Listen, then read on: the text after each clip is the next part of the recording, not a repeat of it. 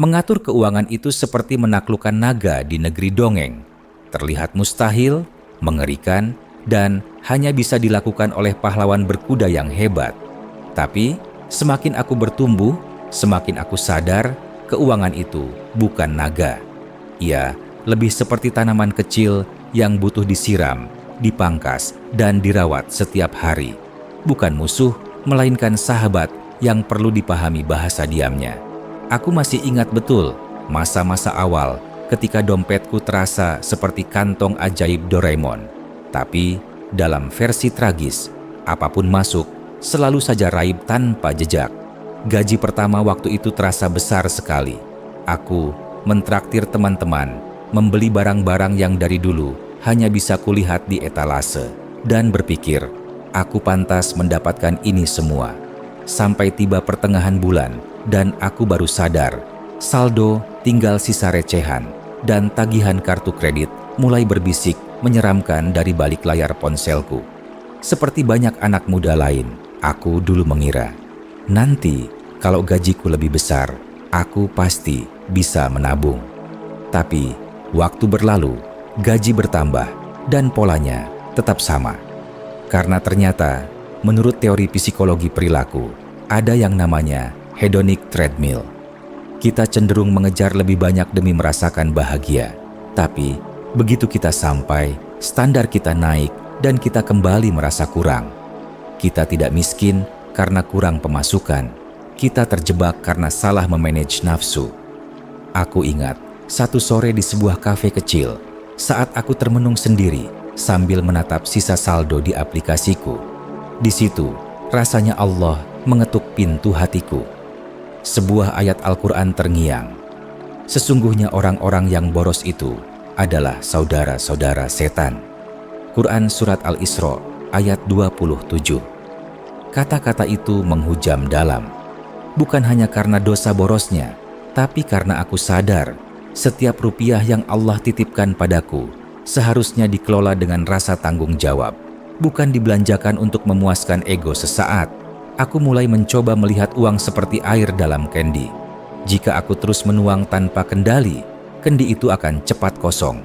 Tapi, kalau kujaga, kupakai secukupnya, dan kupastikan ada aliran masuk yang lebih besar daripada aliran keluar, maka kendi itu akan tetap penuh, bahkan bisa mengalir ke kendi lain.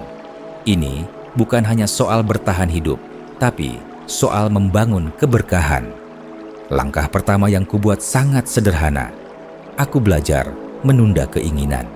Setiap kali aku ingin membeli sesuatu, aku bayangkan aku membawa troli besar di supermarket, tapi ada alarm imajiner yang berbunyi setiap kali aku memasukkan barang ke dalam troli. Apakah ini kebutuhan atau keinginan? Kalau itu hanya keinginan, aku ajak diriku sendiri berdialog. Kalau kamu bisa menunggu 3 hari dan masih merasa ini penting, baru kita beli. Awalnya terasa seperti berperang melawan diri sendiri. Ada rasa sebal, ada rasa ingin menyerah. Tapi, seperti latihan otot, semakin sering kulatih, semakin kuat kendaliku atas diriku sendiri. Teori psikologi modern menyebut ini dengan delayed gratification, kemampuan untuk menahan diri demi tujuan jangka panjang. Orang-orang yang mampu menguasai ini, kata studi, cenderung lebih sukses dan lebih bahagia dalam hidupnya. Suatu malam, aku menuliskan semua pemasukan dan pengeluaranku di sebuah buku catatan lusuh. Rasanya membosankan, seperti menghitung biji beras satu persatu. Tapi anehnya, disitulah aku mulai merasa berkuasa. Setiap rupiah yang tercatat memberiku rasa kontrol.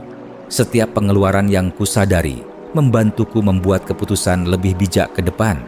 Dalam Islam ada konsep hisab, perhitungan amal yang akan kita hadapi kelak. Mengatur keuangan di dunia ini serasa latihan kecil untuk menghadapi hisab yang jauh lebih besar. Kalau hari ini aku ceroboh dengan urusan kecil seperti uang, bagaimana aku bisa siap untuk perhitungan amal di hadapan Allah nanti? Aku juga belajar membuat pos keuangan. Seperti membangun rumah kecil dengan banyak kamar. Ada kamar untuk kebutuhan pokok, ada kamar untuk sedekah, Ada kamar untuk tabungan masa depan, ada kamar kecil untuk bersenang-senang secukupnya. Setiap kamar punya kunci sendiri, dan aku tidak boleh seenaknya membuka kamar sedekah untuk membeli sneakers baru, misalnya.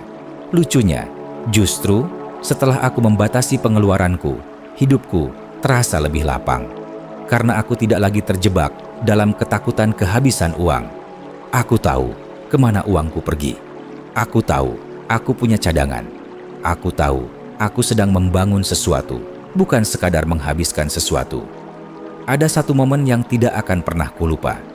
Saat seorang temanku mendadak sakit keras dan butuh bantuan biaya. Dulu, aku pasti hanya bisa berkata, "Semoga cepat sembuh," ya, sambil merasa bersalah karena tak bisa membantu. Tapi waktu itu, aku bisa mengirimkan sedikit bantuan.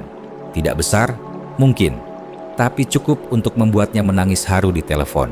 Di situ aku benar-benar paham, uang bukan untuk ditumpuk seperti naga yang mencuri emas, tapi untuk jadi alat kebaikan. Ku ingin melanjutkan kisah ini dengan satu pelajaran yang paling membekas dalam perjalananku mengelola keuangan, bahwa uang sejatinya bukan hanya tentang angka-angka di rekening. Ia adalah cermin dari bagaimana kita mencintai, bagaimana kita berharap, dan bagaimana kita bertawakal.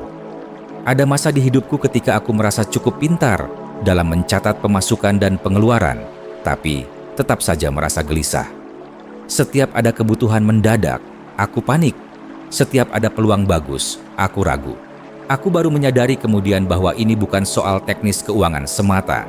Ini soal hati yang belum sepenuhnya bertawakal. Aku pernah membaca konsep locus of control dalam psikologi.